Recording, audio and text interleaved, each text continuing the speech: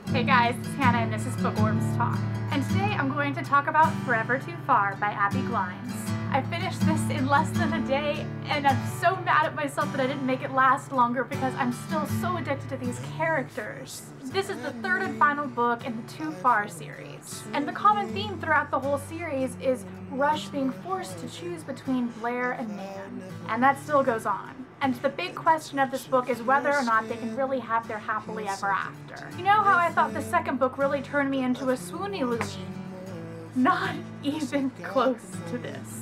This book was sweet as sugar, that it's too much, but it's just not, and this is my favorite of the series. I said that with Never Too Far. No, this is. There isn't that terribly much that will catch you by surprise, but that does not lessen the amazingness of this book.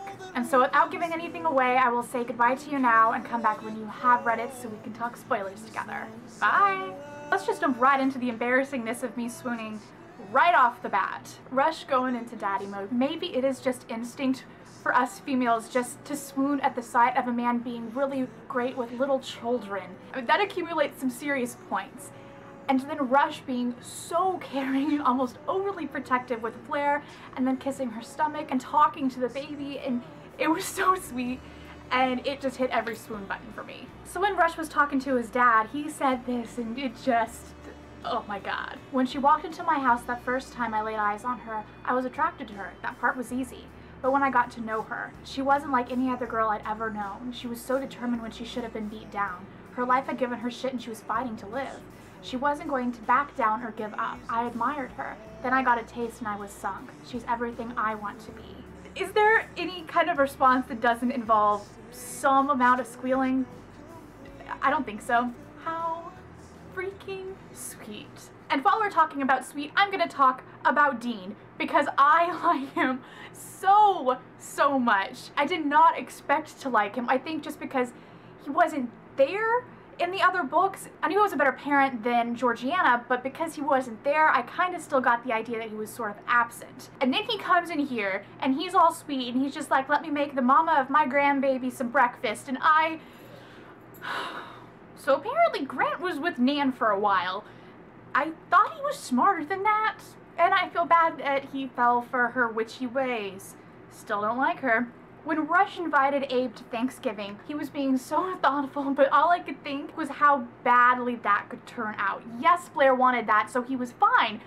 I was just thinking that was a really big risk, but it paid off in the long run. So on Thanksgiving, they go and they have sex in their home office, and Blair says, is it bad that I don't care if they heard it? I just thought, you may not care, but I'm kind of mortified right now. All I could think was both of your fathers are in the other room and you are being very loud. So awkward. When Rush said to Blair, I love you more than life, but that doesn't make me blind. You'd be hot in a potato sack. Shit like that he says. How can I not? How? So Rush and Blair go to LA so that Rush can deal with Nan because she's totally harassing Cairo and Dean. And Nan keeps threatening to kill herself.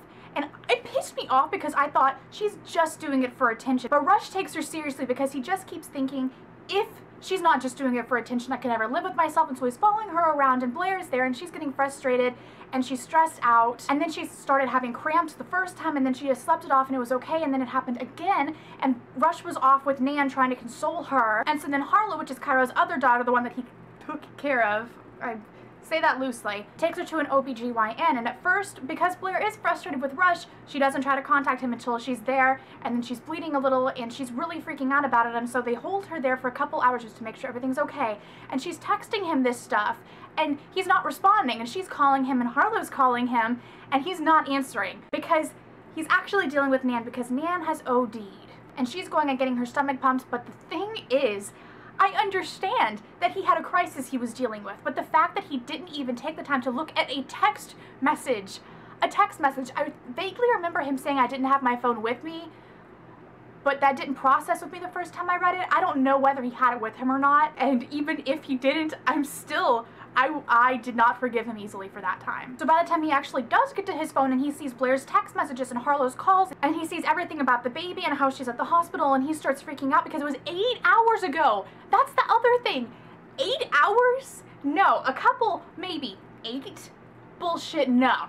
And the doctor said it was because of the stress of everything that she was having these cramps and that she needs to take it easier. She's going to be on bed rest. And so she thinks, because she's pissed at Rush, you have to remember that. She doesn't want to go back to Rosemary because it'll just remind her of him. And he thinks that he's still going to be there and she doesn't think she can handle it. And so she calls her dad and she goes to see him in Key West. That being said, though, Blair was being just as selfish and bratty as Nan. She may not have been as verbal about it, but reality is she's upset because Rush isn't around her 24/7. And she has to understand that he went there to deal with Nan. And in order to leave there, he has to fix shit with Nan, right? And so she's being ultra sensitive, and I understand that she's pregnant and it's the hormones and everything, but still, I was thinking, you're almost as bad as Nan. So Rush goes to see her at her father's abode in Florida. And while she's there, her father has this neighbor in the marina, and his name is Captain. And we find out that Abe had a son with his high school sweetheart, Becca Lynn. And that is just one critique. It's the double Becca really confused me because her mother was Becca Lynn, but see, Blair's mother, Becca, had known about this because he's fessed up that he's had this other child, and she had been looking and trying to find him, and she had an investigator, and after she died, the investigator continued working, I suppose, and he found him. And that neighbor in the marina is his son, Captain. So then we get to Grant's chapter, and Grant, while I love you, I'm pretty sure you terrified that poor girl. Don't even get me started on those letters that accompanied the something blue and something old and something new and all that. I was crying a lot. The piece of satin. And he said, when I was reminded of who your mother was, I was also reminded of this piece of satin. And he said, your mother always wore pink satin pajamas to bed at night. She would often rock me to sleep because it was difficult to get to calm down long enough to close my eyes. I loved it when she held me. My own mother never did. I would go to sleep at night, rubbing my nose across her arm and the pink satin pajamas. The day she left, I remember being scared. I didn't want to be left with Georgiana. Your mother hugged me tightly and tucked this piece of satin cut from her pajamas in my hand and told me to use it at night when I was going to bed. I could not stop the tears. That part really got me.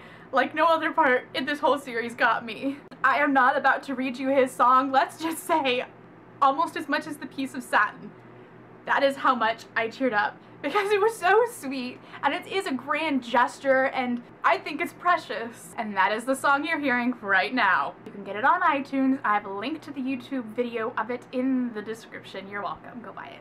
And they named their son Nathan Rush Finlay. I just cannot tell you how glad I am that they didn't try to name him Abraham Dean, or that would have been bad. Really bad. I'm so happy that they chose a normal name. So it's about a month later, and Blair's at home with Nathan, and Rush is out with Grant. And Nan comes over. Blair doesn't really want to invite her in, but because Rush loves her, she just feels like she shouldn't shut her out, and so she allows her to come in. But she calls Rush, telling him that she's there. And you know what Nan says? You can't lie to me. I'm not fooled by that innocent look. You got knocked up so you could snag him. He wasn't gonna ignore his kid. You figured that out and used it. I just hope the kid's his. Like I said 100 times before, I fucking hate Nan. She needs to go back to that treatment facility and stay there. Oh my god, that whole bit with Angelina losing her shit. I thought the woman was a little bit loopy, which is kind of ironic because I'm not gonna give you spoilers in that. And then Blair, because you gotta remember, Bama has a gun, gets her gun out, threatens to pierce her ears, and gets Angelina to leave, and then Rush comes up and sees that last part, and then Wood comes there, and this is all new because it wasn't in Twisted Perfection, and it just made me so excited to read Simple Perfection. I want some more Woods, because Woods holds a special place in the heart here. It really does. And I love that the ending was kind of abrupt. It was literally the whole fight with Angelina and Della in the parking lot, and then Blair kind of diffuses the situation, and she goes back with Rush. And they make a couple cute comments about Blair being a badass, and then Blair asks, how far is too far? It's all too far. I want you right here beside me forever. I really like that it was a sudden ending and it wasn't so sentimental. Now, don't get me wrong, I really do love the sentimental endings and all of that, but it was a nice change of pace, and I really appreciated it for that. Another thing that I really liked that wasn't resolved, Nan did not turn into this nice person. After she left treatment, she was still a bitch. Because I feel like it would be so unrealistic for her as a character to just flip the switch and she's kind. Given more time, I would accept that as an ending, but given that's the end of the series technically, I'm glad that she didn't change. I want to know all your thoughts down there in the comments and things that you would like to see from Grant's story. I would love to hear about that. So I will see you guys later next time on Bookworms Talk, where I'll be reviewing Just Human by Carrie Heavens, and then after that, I think possibly The Opportunist? I don't know. It's kind of one of those that's tugging at me to read, so that might happen. I don't know, we'll see. So until then, I'll see you guys later. Bye! That I have fallen